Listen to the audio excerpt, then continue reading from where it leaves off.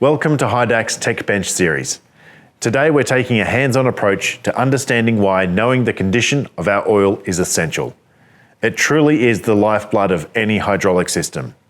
Even slight changes in oil quality can lead to significant issues like decreased efficiency or unexpected component failures.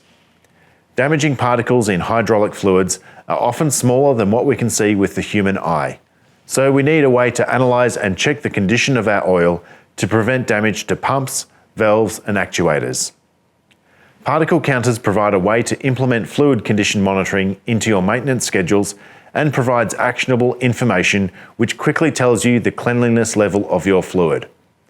In this demonstration, we'll use the HYDAC FCU 1000 series to check for key indicators such as fluid cleanliness, water contamination and viscosity changes.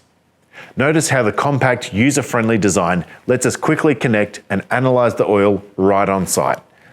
This real-time feedback not only helps troubleshoot problems as they arise, but also aids in preventing future failures. For more on maximising efficiency and ensuring system reliability, check out the links in the description. For more hands-on insights into fluid technologies, stay tuned to HYDAC's Techbench series.